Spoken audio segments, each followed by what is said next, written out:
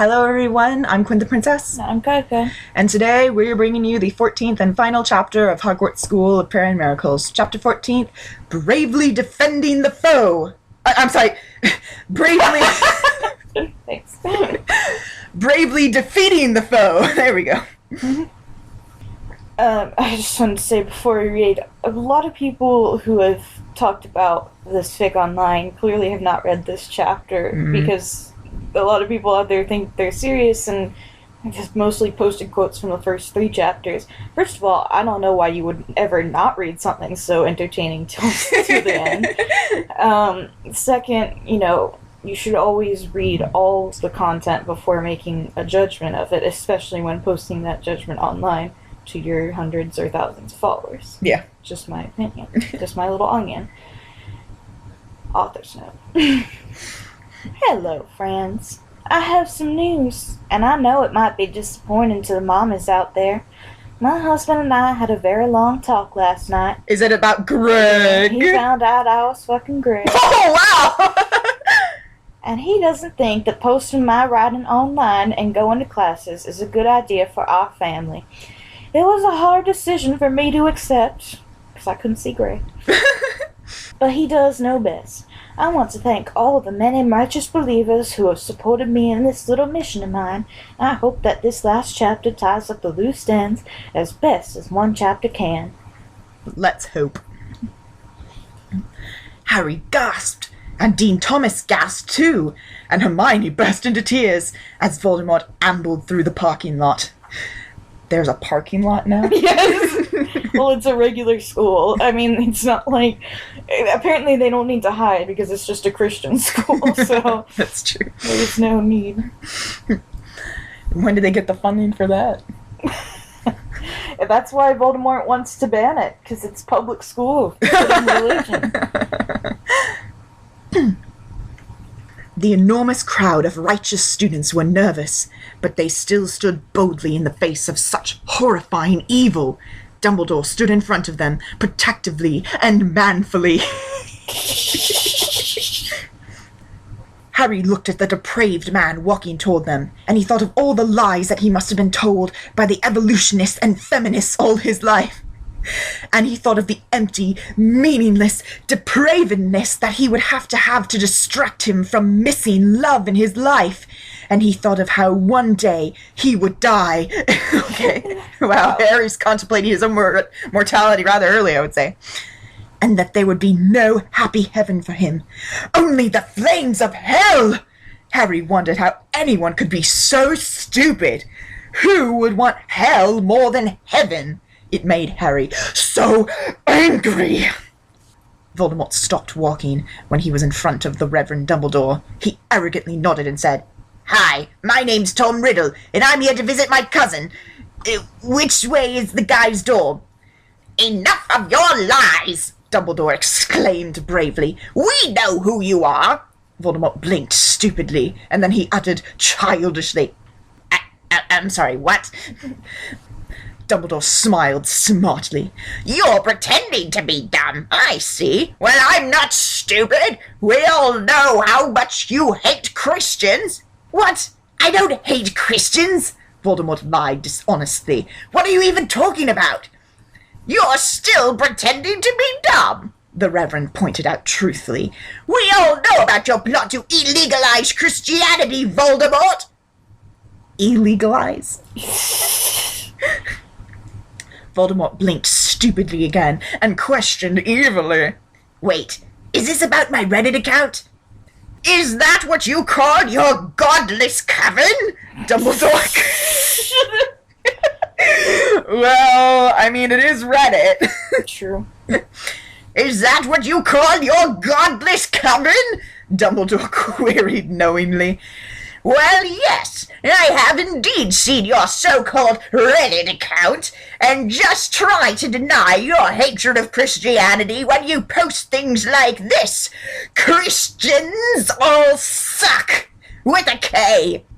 Their religion is stupid and should be illegal. I will write to Congress and tell them to make law." Harry Potter laughed intelligently. Oh, well, I see that we're now giving Dean a pass on the casual races. At least she's applying it to everyone now. Harry Potter laughed intelligently because Voldemort did not even understand proper spelling and grammar. That was a joke, Voldemort retorted unintelligently. That whole account is a joke. I mean, Voldemort the righteous skeptic? He laughed with the nervousness of one who knows he is damned. Of course you're not supposed to take it seriously. Do you think religion is a laughing matter, young man? Dumbledore demanded righteously. Well, it is not. What sort of joke is trying to outlaw religion? Of course I don't want to actually outlaw religion, Voldemort uttered deceptively. That would be ridiculous. I just got annoyed by the ridiculous straw man some Christians have made out of atheism, so whenever I see someone ranting about how depraved and evil we non-believers are, I reply with something like that. You know, taking that stereotype to an extreme to point out how ridiculous it is. Also, a small but vocal minority of atheists exists that stereotypes and mocks anyone who disagrees with them. They can be just as hateful as people think we all are, and that does real damage. They bug me as much as the straw man arguments do. And they give those arguments credibility. So I do the same thing to them, replying with an extreme version of what they said to highlight the absurdity of it. So you're making fun of atheism? Dumbledore interrogated shrewdly. No, I am an atheist, Voldemort explained sinfully. I'm just as I thought, Dumbledore surmised wisely, and he smiled holily in satisfaction that the Lord had worked through him. We have been prepping for this day, and we have been preparing for it for a long time. Students! The holy little ones stood at attention.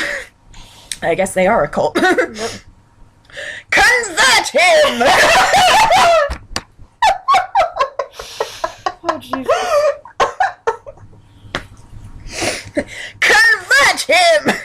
Dumbledore commanded bravely, and all at once the students began to shout. You have been tricked by the lies of society, Harry shrieked knowingly. You deserve to burn in hell! Come over here, Dean Thomas screeched articulately. Debate me on religion! Do it, coward, come on! I'm just so upset that you don't accept the Bible, Hermione sobbed femininely. The Bible is the best book ever. Why can't you just respect that? I'm a Gryffindor hat now, Draco yelled loudly with the inspiring zeal that so many newcomers to the faith have. Do you hate me now? I bet you do. Oh, Draco, I've always hated you. Voldemort covered his ears with the discomfort that heathens often find themselves with when they are confronted with the truth, and he shouted loudly to drown out the word of the Lord. You've been preparing to do this? To scream at me? What the hell? Ow, it's so loud. Stop that right in my ear. Seriously? Wow, no, stop that. Stop it now. Ow. It is the work of the Lord, Dumbledore explained accurately. Aren't there better ways to spend your time than preaching to a bored idiot who makes fun of people on the internet? Voldemort questioned hedonistically. Your lord seemed to be pretty concerned about helping the people around him. Is that not his work anymore?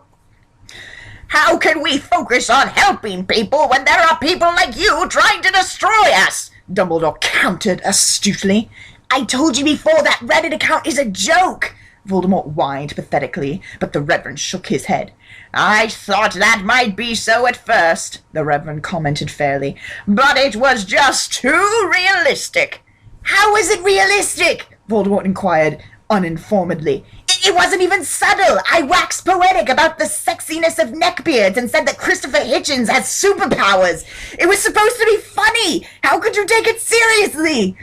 Dumbledore scoffed, and he replied faithfully, Like it or not, your little joke is what most atheists are like today. So my Reddit account solidified your conception of atheists as a bunch of anti-Christian bigots who were just angry at God? Voldemort solicited stupidly, and then he sighed. Okay, you know what? this has gone too far. I'm sure that most people can tell that I'm not being serious, but if I'm contributing to misinformation and stereotypes, I don't feel comfortable continuing this. Voldemort pulled an iPhone out of his pocket, and he began to type on it. After a few minutes, he showed the screen to Dumbledore. See this? I just made a post. I am a troll. It is the last post I will make on that account. Are you happy? Dumbledore virtuously ignored the heretic, and he turned to the little one standing behind his protection. Students of Hogwarts, this fool will not listen to reason. Let's save this heathen soul! All the little ones got down on their knees, and they raised their hands to the sky, and they screamed to the heavens in the voices of those who knew they were doing great work. Lord, please make Voldemort a Gryffindor hat! Voldemort sighed wickedly, and he shook his head godlessly, and then he walked away depravedly. But even as the fornicating, drug-addicted evolutionist disappeared into the distance, the righteous little ones continued to pray. They knew that if they screamed loud enough, they could change the world. So obviously, or maybe not obvious to people who still think that this might be real, it's just a flipped version of what the author's been doing. Yeah. So, he's saying, like, I waxed poetic about the sexiness of neckbeards, obviously refers to, like, the chest hair and boot shit. And, so obviously she or he comes out as a troll in a funny way, and yet people either didn't listen or didn't read this far, but... So do we think that the author herself is an atheist? Or I think so. Yeah. Because it seems like... Wait, since Voldemort's an atheist, it could be, it's like I was making fun of atheists, so you're making fun of an atheist. No, I'm a Christian. No, I am an atheist, so the author might actually be a Christian. That is true, because she seems to know an awful lot about religion. Yeah, she's either, like, a Christian or she was brought up in a Christian home, either way. I'm guessing. Yeah, because she knows, like, all about, like, the iconography, like, Catholic beliefs. She mentions the King James Version. I doubt anyone that, like, grew up atheist knows, like, the different versions of the Bible. Yeah. So it is very interesting to think about. So, like, I'm not quite sure... I guess it's up to interpretation whether or not she's an atheist or a Christian or kind of like undecided, or maybe it doesn't matter to her. But I don't think there can be any doubt that this is a troll fic and a satire. Obviously. But the thing is, most people don't seem to get that. Like, they'll read the first couple of chapters and they're like, oh, well, this is just like a Christian remake of Harry Potter, and then they'll make like posts about it. Yeah, and like reviews. There's so many reviews that are just like, you're going to hell and blah blah blah. And it's like, read until the end. There's only 14 chapters. Yeah, like, I can understand if this was like a long fic. And yeah, granted, like, if something was this stupid intentionally, like, I wouldn't suggest maybe reading the whole thing, but just given the way it's written, like, this is not written it's not written seriously. Like, this is not the voice of someone who is seriously trying to, like, make a Christian version of Harry Potter. This is someone who is writing in a very satirical style, and most people, like, don't pick up on satire. It's why everyone assumed that Jonathan Swift back in the day wanted to eat babies. No, that's not the case. Her name is fucking Grace Ann Parsons. Right? And her username is Proud Housewife. Like... Come on. I don't even think anyone who is a proud housewife would go by that username. And just, like, the way she writes about things, it's her sense of style, her literary style, and her choice of words that really makes you catch on. Like, I love how it's just so over the top, If it was really offensive... And if it was, like, meant to be serious, you would be able to tell. Exactly. And it would probably be a lot more subtle and insidious because, like, if someone was like, oh, well, I think women shouldn't have careers, I don't think, Catholics are a legitimate religion, blah, blah, blah. Like, it wouldn't be as obvious. Exactly. Unless someone was, like, a really bad writer. But this woman, I don't know. She has a very good grasp on sentence structure and grammar and syntax, and it's a well-written story. Like, the content isn't good, but it's like you can tell she has a good grasp on humor too, because like just the way she'll, especially in this last chapter, like I remember reading the whole thing and thinking it was like a troll fic, but then like this chapter is like, no kidding, like yeah, it's a troll fic. But I just love the way like anytime Voldemort says something and his dialogue is reasonable, but then it'll be like he replied godlessly, hedonistically, like that's funny. It's even funnier because she uses like ridiculous adverbs like so often throughout the entire fic that when she does it here in obvious exaggeration, it's funny. Yeah. It wouldn't have been as funny if she didn't do that throughout the entire fic. Yeah. Yeah, and it's just like the little things she does, like how you know, like Harry shoveling oatmeal with his bare hands, or saying that, you know, like excluding Ron every chance they get, like casually you know, like making a satiric point about like casual racism in regards to Dean Thomas. Just there's no way, like I have no idea how anyone could read this, especially the whole thing, and be like, I don't know, I still think they might be serious. Like, no, it literally says, Voldemort says right there, I am a troll. Like, that's the author speaking out about the whole thing. Like you can tell. It's so obvious. And just look at the way, like I said, the language here is key. Even if you might be like, I don't know, like in the earlier chapters, like, I don't know, she's serious.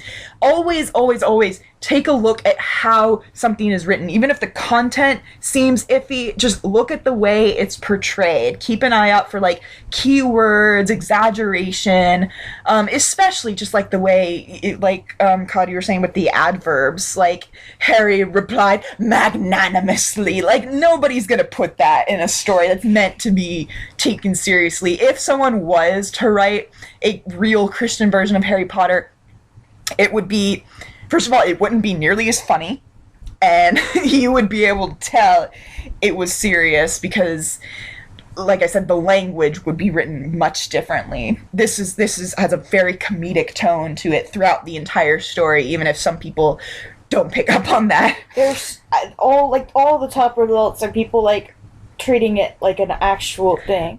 And it's like ridiculous. Somebody posted an English major's commentary on Hogwarts School of Prayer and Miracles. It's just nothing but just like nitpicks about like how the sentences are done, and it's like I want to see what they have to say about the last chapter. And I was kind of hoping there would be like a page about like the history behind this fic, so I could see kind of like because obviously it's a troll fic, like we're not even debating that at this point, but I wanted to know like what the author's kind of backstory was, like if she was writing this as a Christian, as like a commentary to be like to show, you know, exaggerated what like Christians do, or if she's an atheist kind of making the same point. But I couldn't find anything about that because everything I searched for in this fic was a bunch of people who took it at face value, screeching about, OMG, look how terrible this is. This person is literally commenting on chapter 14, like, taking it at face value. Are you serious? Taking it at face value is, it literally says, I am a troll. How can you not even take it at face value? Hold on, I'm waiting to get to that part. How is it realistic? Voldemort inquired uninformedly. You and I are both wondering the same thing. I'm not being serious, but if I'm contributing misinformation and stereotypes, I don't feel comfortable continuing with this. Wait, what? I am a troll. It's the last poke I will make on this account. I'm not exactly happy. I bet my laptop she also believes in conversion theory. Stop using all these adverbs. Final reaction. Well, I haven't been converted, but I did learn a lot of Bible, so I guess there's something. Otherwise, I never thought I'd be able to feel sorry for Voldemort, but here I am. I feel like we should do a dramatic reading just of that review. It's so... I'm looking at the comments. And, like, here's the thing. I remember when you first pointed this fic out to me, and I read the first chapter, and I don't think you did you tell me it was a joke or not, or did you let me figure it out for myself? I don't remember. I don't remember, but I think I might have guessed it was a joke or something because you wouldn't have pointed it out to me otherwise, I don't think.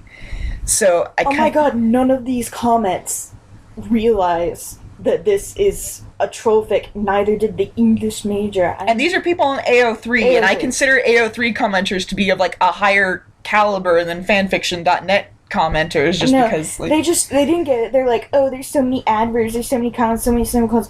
That's the point! It's a humorous fic. It is satire. It's meant to be funny. I wonder if they made any comments about how Dean is portrayed. Probably not. I don't think most people would pick up on it. And I wouldn't have even picked up on it until you said something, so... Well, I did take, philosophy of race. The only, I was looking up the TV tropes of this fic, and they do mention it on there, about, like, how it's portrayed, but it's obviously meant to be funny, and it's meant to be a satire, because if it was, like, if the author really was racist, which I don't think she is, she would have just, like, maybe said, like, one or two things. It would have been very subtle, and it would have been kind of something that makes you go, like, but it's, if it's this blatantly in your face, it's meant to make a point. Mm-hmm. It's meant for you to, like, question it and see, like, it's, you know, like, it's, like I said, in Zootopia, it's meant to be there. I'm not quite sure why it's in this particular story, but... Oh my fucking god, okay. That's right, Dean Thomas said wisely, not a single word is mispronounced, which isn't usual since, you know, Dean always says things intelligently and is a native English speaker. Of course, one could make a case that Southern American varieties of English have quite a few misplaced, words. Oh, but wait, is this a jab of Northerners / British people? In this case, fuck you and your prescriptive ideas. Language changes constantly. What? British people? Really? That's what you took away from this? Northerners? Did they forget that Dean was black? And they did put African Americans, but Northerners / African Americans / British people. What? Only one of those is in any way relevant. Nobody goes up to a random white English speaker and is like, oh, you're so articulate. Oh, you're so well-spoken. Like, nobody in the history of time has ever said that to a white person. No. No, absolutely not. It's meant to be a racial commentary, but I find it odd that it takes place in this story of all things, because the whole thing is a commentary on religion.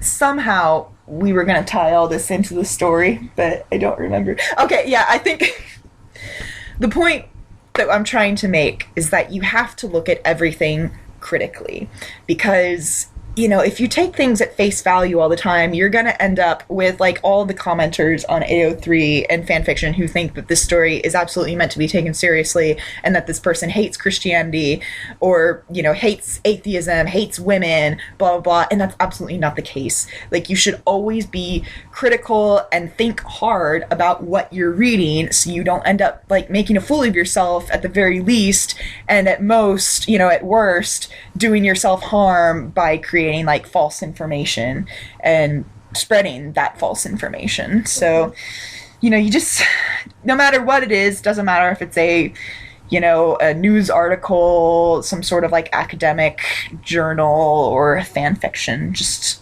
always think critically when you read. Use your God-given brains and figure out what the real meaning is and whether or not you agree with it. So that's my little tidbit of advice for you today. Just always be thinking. Always be thinking. Always be posting.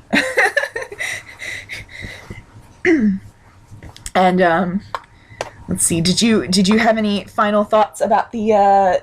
Let's talk about our interpretation of it. Do you have any final thoughts about that?